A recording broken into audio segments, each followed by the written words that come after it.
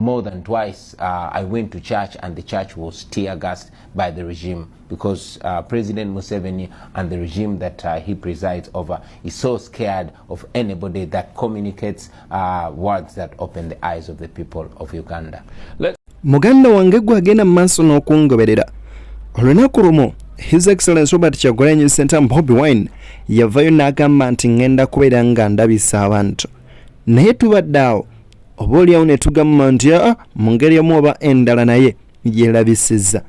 Kaakati nno ekiriwo zizina ensonga lwaki Bungereza ne Paalamenti ya Bungereza yagenze mu maaso n'okubeera ng'eyimirira mu mugongo gwe n'egamba nti musajja mukulu ono leka tugende mu maaso n'okubeera nga tumuwagira asobole okuggyako Museveni kubanga kyekiddako ssaawa yonna Bungereza egenda kubeera ng'ensonga zino eziyingiramu butereevu.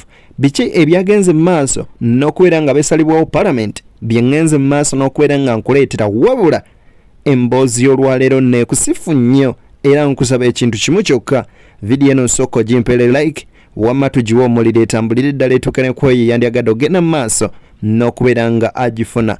Njagala okusaba n'obwegendereza kwoteeka obukkakkamu bw'ekika ekyawaggulu mukwano subscribinga ate gwe yasubscribinga edda nkwebaza bwebaza mu ngeri emu n'obuwombeefu obw'ekika ekyawaggulu nga bw'eri enkola yaffe nkusaba vidiyo sooka ogimpereka like wamma etambulire eddala butereevu. Kakati nno ngenda kuwa vidiyo eno nga ngitegese mu chronological order nga nkozesa authorities ez'enjawulo wabula nzikiriza nkwanjulira Sheikh Ashraf Dembo omusomi w'eddwa ono nno nga gamba byonna yabimala mukubireko okusimu esembeyo kumiremu ku screen ajja genda mu maaso n'okubeera nga akukolako ebyo nno ebibadde bikutawaanya bifooke rufumo. Nzikiriza nsooke nkwe vidiyo eno mu abatamanyi Bobi Wine mutegeere His Excellency Bobi Wine yaani.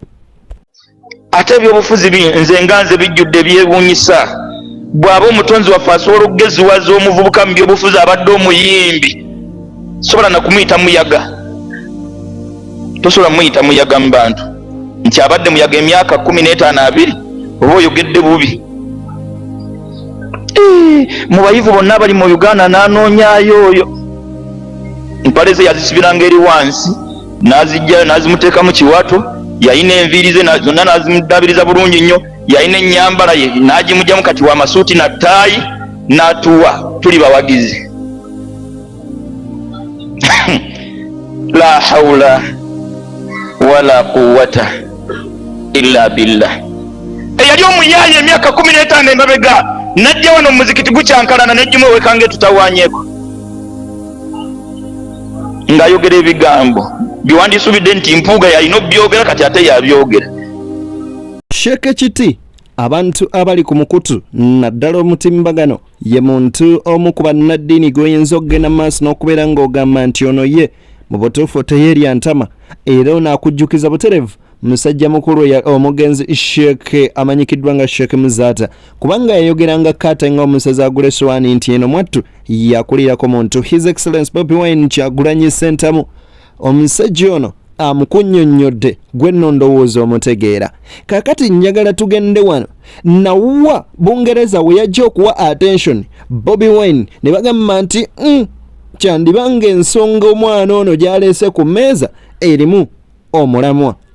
Jjukira nti Museveni n'obukulembeze bwe bugenda mu myaka 45 nga bwe bukulakata eggwanga lino. Wuliriza ebigambo bya Kyagulanyi era agategeeza nti ye Museveni kyatayagala ku nsi kuno ye muntu wagenda mu maaso n'okubeera nga aggula bannayuganda amaaso. Wuliriza ate raba n'obwekkaanya.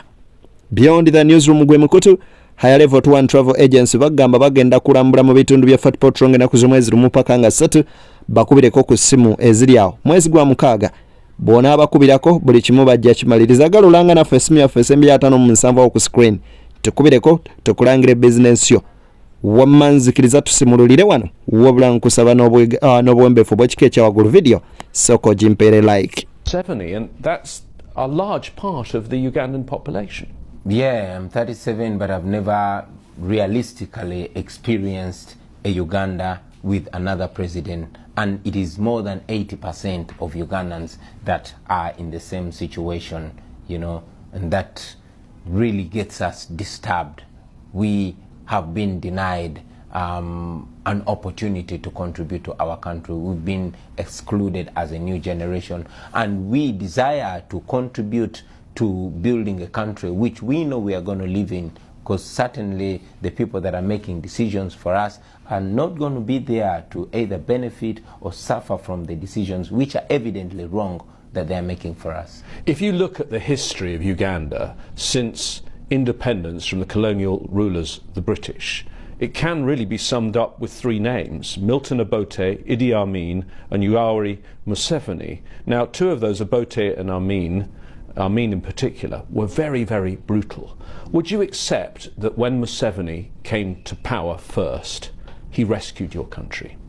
Well, that has been said. We've always been hearing that while growing up, until we grew up old enough to see with our own eyes. And I would say without fear of contradiction that Museveni's rule is much more brutal than the rules that have been there before. Only that President Museveni has been extremely smart, and we must give it to him. You know, the world sees President Museveni, and indeed many people describe him as a benevolent dictator or a dictator in a suit. To the Western world, President Museveni has always cast this image of a democrat, but back home he has stepped on all rights and all freedoms, and he has ruled Uganda with an iron fist. What do you say to international investors and to governments, to diplomats who say, better the devil you know? Well, to the international community, to the international investors, and to all the organizations that are working with Uganda, first and foremost, I want to thank them for always choosing to be friends of Uganda. They've supported our healthcare system, and yes, they've supported our military. But we know that we are also citizens of the world, and what unites us should not be only business. It should be the values that we share together, values like democracy, values that the respect for human rights, and values like zero tolerance to corruption. So I request them to always hold the administration accountable. Let them make the observation of human rights and the rule of law a precondition for cooperation with Uganda, so that ultimately they are dealing with Uganda not to the detriment of Ugandans. We want the international community, and in particular the United States of America, to be dealing with Ugandans and not with Museveni himself. Otherwise, the United States supports so much of our military operations, especially in the fight against terror. But you see that the corruption that is ongoing in Uganda, and indeed the corruption of President Museveni himself, has caused that aid to again be used to repress the people. I've always noted that the gun that was used to extrajudicially execute my driver was an American gun. I've interviewed President ebintu byemugenda mu maaso olumu n'okubuusa amaaso n'okutwala nga oba oliyawo ebyokusaaga mmwe tukyalwaddaki bye biviiramu, ate era ebyo nno bye muyinza okuyita ebizibu. His Excellency Robert Kyagulanyi Ssentamu Bobi Wine yavaayo n'ategeeza nti amawanga gannaggwadda naddala ago akuli Amerika ne Bungereza n'agali mu kkowe bwe lityo gaveeyo gagende mu maaso n'okubeera nga galemerera okugenda mu maaso n'okubeera nga gasapootinga abantu abeefudde abalumirirwa eddembe ly'obuntu kyokka nga bali banguzi kungwe nga kwotadde n'otyobola eddembe ly'obuntu. Wabula bwe tuba twogera ku human rights oba eddembe ly'obuntu bingi eri birimu. Kaakati wano Speaker Anita Among we yeekweka n'agamba nti ekyampeeseza sanctions oba okunteekisako envumbo kugenda mu maaso na kusayininga tteeka lya bisiyaga, naye ng'ekituufu kiri nti naye enguzi gye yaakalyako obuli teyogerwako. Kiri Uganda. Nsonga zino nno nkugambye ayina obwongo yasobola okukategeera obulungi wabula obw'obunafu. Ayinza ovaawo ng'oba oliawo nvumye buvumi.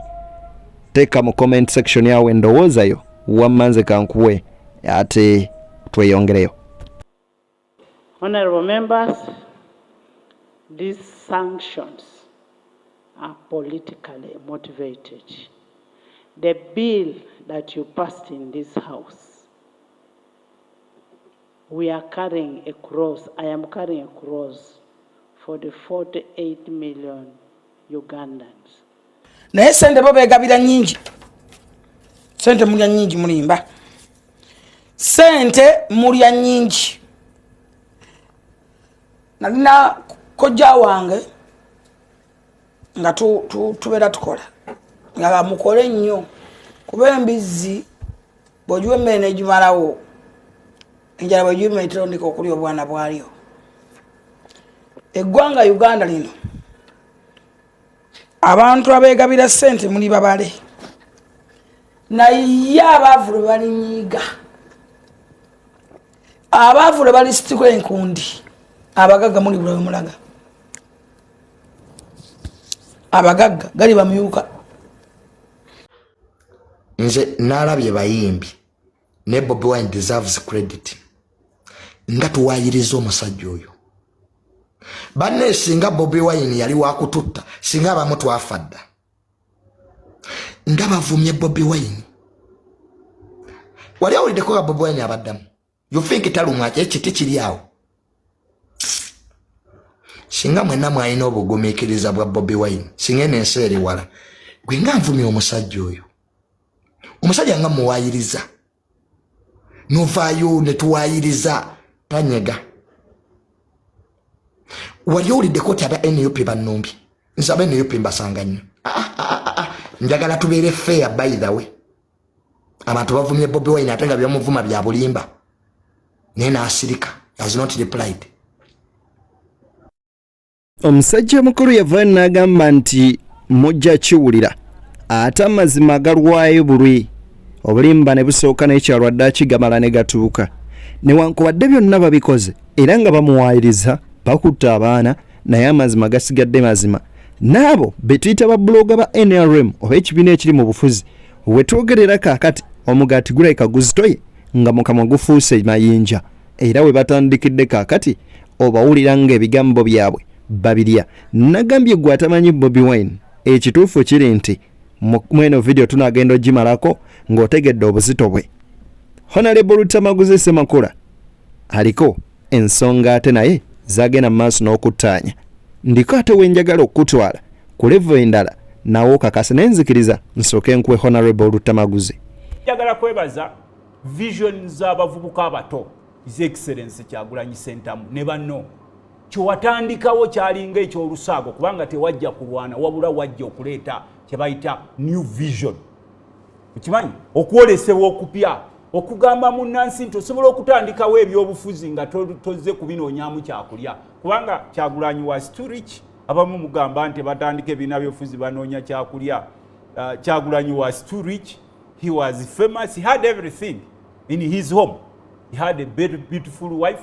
Era kyenva nsanyuka nnyo abasajja b'NRM abatakyalina byakwogera buli obalaba Kyagulanyi ng'afulumya eggwanga nga batandika agenze kusisinkana basiyazi. Mwami Museveni bw'agenda ku mbalaza z'abazungu olwo batasinkanye basiyazi bwe bakomawo wano nga baleeta emboozibozi mbu Nuupu erimu abasiyazi ate abavubuka ba Nuupu bwe bakuba embaga ne bawasa ate bano busitwago baagivaamu mwagala kimukolera ani bajja n'ebiboozi byabwe nti bano baagira basiyazi noga nti affe tetuli basiyazi n'abakazi baabano tukuba embaga. Oyo gwe bayita Robert Kyagulanyi Ssentamu omutuufu nga Honorable Lutamaguzi Ssemakula bwagenze mu maaso n'okubeera nga akunnyonnyola.